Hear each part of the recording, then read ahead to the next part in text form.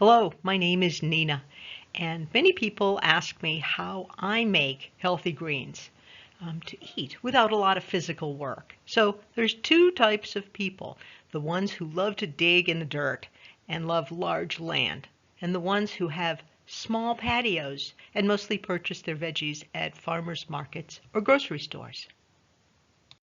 So the quickest answer to that is sprouting. And it's a great idea for both types of folks. Sprouts and microgreens are a powerhouse of nutrients.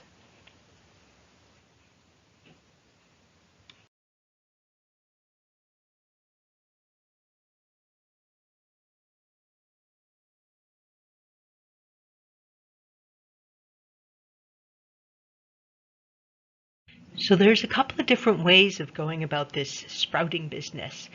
One of them is small seeds like alfalfa, um, and the other one is microgreens that you don't eat the root of. So when you go to a healthy restaurant and you order a sandwich, these are the things that look like little wires with a green end and a pointy end. That's a sprout. When you go for sushi and there is a green end and a blunt cut end, and it's a bit larger than a sprout, you are eating a microgreen. Perhaps you've only seen one type of sprout, but there's a lot of different kinds of things you can sprout. So there's beans and legumes, there's vegetables, and there's herbs.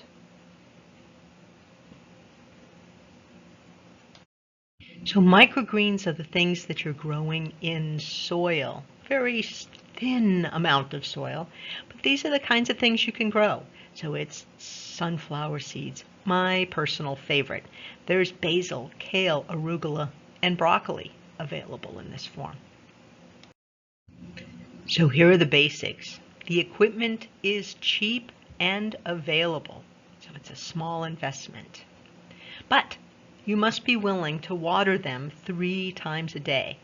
So you got to be real careful about how you're handling them, and they are somewhat temperature and sunlight sensitive. But growing your own sprouts and microgreens can save you a lot of money. It's important to buy seeds that were grown for sprouting, for making sprouts. Regular packets sometimes have chemicals, especially for growing in soil. So the two that I had in class are from Botanical Interests, and they can be found at most grocery and hardware stores. And then the rest of them were from High Mowing, which is an online company, and they deal with sprouting predominantly. So it's a good place to buy from. So here's one of the downsides of sprouting at home, and there always is one. USDA suggests that everyone sprouting at home should use a 10% bleach to water solution as a first rinse to reduce the risk of bacteria contamination. I'll keep reading the rest.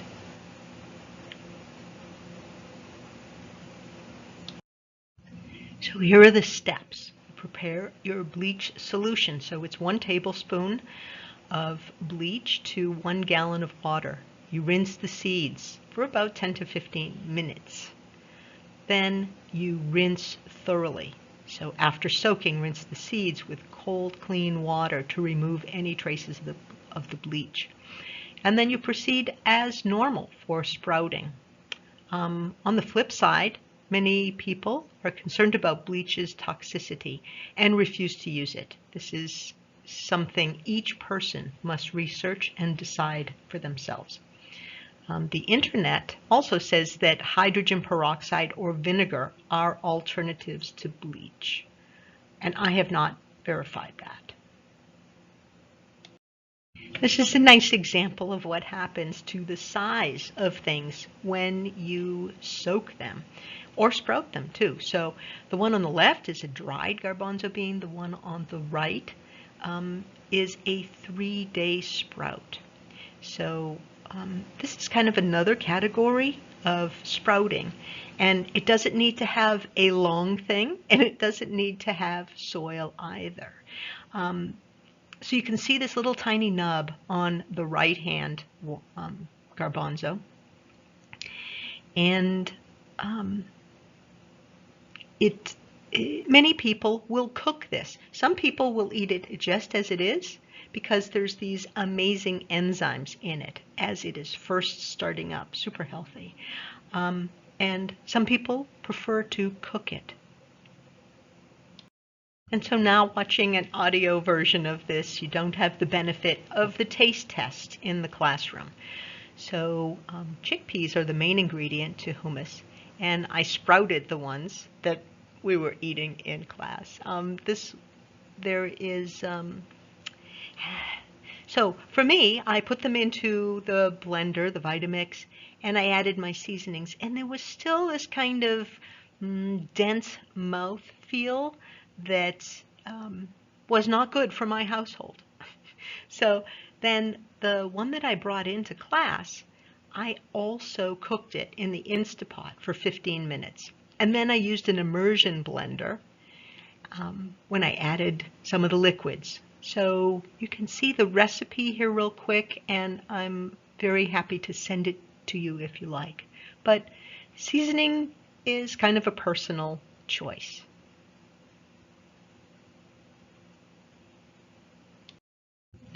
This is perhaps kind of an abstract image. Please know that I'm an artist and not a botanist. You can see the little white tails. These are grains, and they are ready in about 3 days.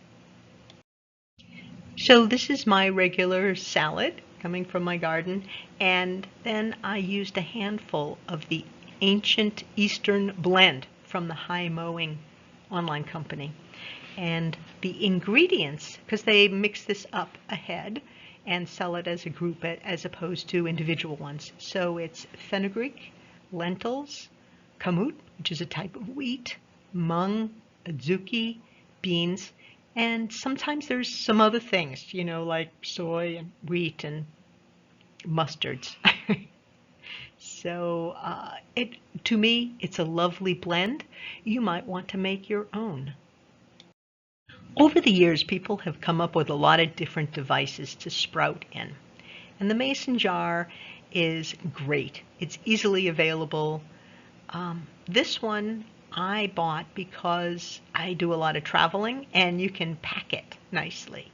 So it has dividers. It's kind of pricey, $35. Armstrong's BPA free. So here is a suggestion for a snack or maybe a meal. So some toast. Here I used a vegan cream cheese and some jazzy sprouts. So avocado toasts are wonderful. You can put some avocado in there. But with these sprouts, you get a little bit of crunch, and you get some onion, some radish, and there's like a little kick of flavor. Kind of boosts things nicely. Okay, so perhaps a new vocabulary word. See how this sprout has got 2 different designs of the leaves. The bottom one is called a côte de lion, and it kind of swirls in my mouth a bit. You should give it a try. You're probably home alone, right? And then the one on the top is called the true leaves. So those are the ones that you will see more commonly as the plant goes on. But the cordylan leaves will fall off after a couple of days, but they need them for photosynthesis, and it's really kind of a fascinating thing. All right, the next slide coming up is a time-lapse video. It's really worth checking out. It's not very long.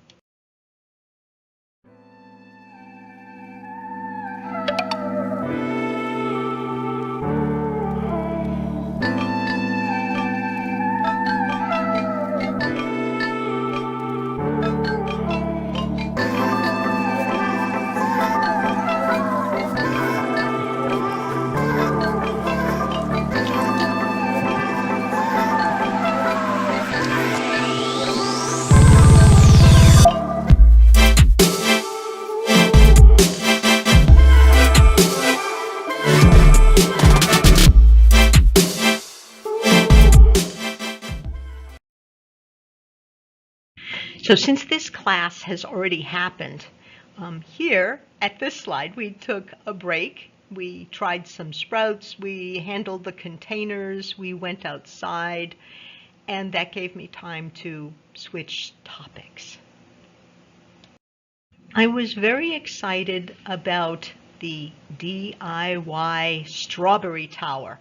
And so for this class, I was doing some testing before the class. And I had read some things online. So you had to have a certain particular size for the strawberry plant to grow through the 1.25 inches, because if not, then the gravel and the soil will fall out. And then you would be stacking them. It sort of actually crushed the plants underneath.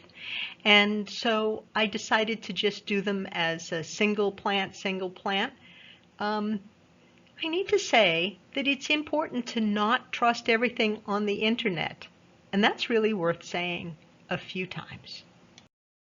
Here you see in my greenhouse, I made a few. I made one using a plastic bottle that I had cut some slits into, and I put it into the middle, and that worked as a reservoir for water that gave me a little bit of more time with it. I also tried one with a clay pot that had a dripper in it, and I can say that both of them worked pretty well. Each one lost one plant, but then I gained some other stuff like kale and an eggplant. Okay, so I reuse my soil. One of my friends has this amazing strawberry tower. And so I asked her, a few questions, and she really liked it. It costs, well, over $80. I bet the price is going to be coming down soon. But she really loved it, and it could be rolled around. So, if it felt like it was getting too much sun, you could roll it to the shady side and vice versa. That's kind of a nice thing that I certainly cannot do with my DIY pot situation in the greenhouse.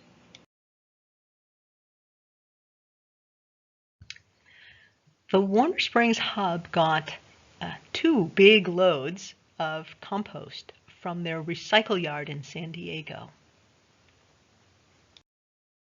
So this comes from our San Diego recycling facility, and you can see that there's 2 types of textures in this photograph. The one on the left is more textured, it's chunkier, and that makes it a mulch. The one on the right is finer, and that is something that goes nicely in the pot or in a raised bed. I tend to combine both together. Not both of these 2 items, but the growers, more powdery small stuff, and I mix that with my own compost soil.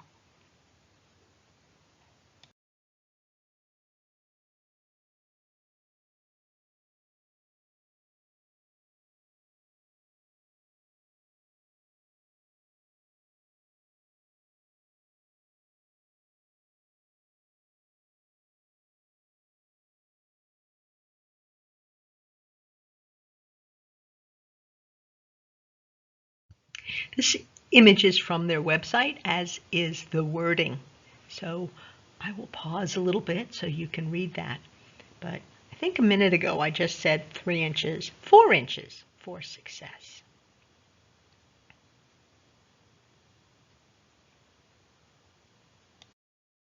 Here's some contrast. The image to the top left is from the facility, the recycling facility, their greens program. This is fantastic and wonderful. We are happy recipients of this, and any municipality will probably have something similar. But at the hub, we have a smaller situation. So this is our humble pile. It goes from one spot to the next, and we also have vermiculture. And we collect a lot of our greens from the food programs. Sometimes there's food that isn't so fantastic, so we are able to use that as part of our composting. We had way too much mustard for an upcoming event. 3 volunteers cut it down and boxed it. It went to a high enough temperature to kill the seeds. In retrospect, it was also packed too tight and gave a fragrance. We could call that stank, which passed in about 2 days.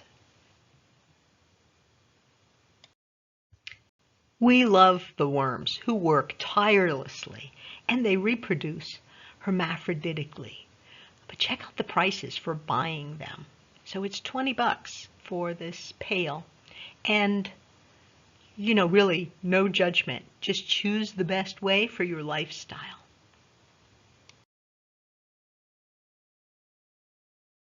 People ask me questions, which sometimes I can't answer without research. So this is a circle back.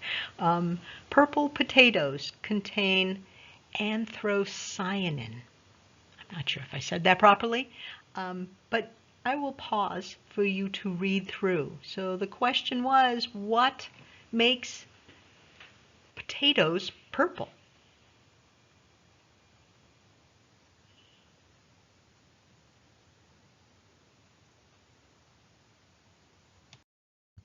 I left this in my re-recording because the picture was so cute.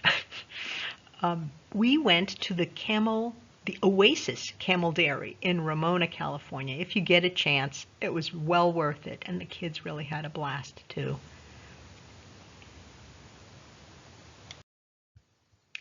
I love to be diverted, so please ask anything. Here's my email.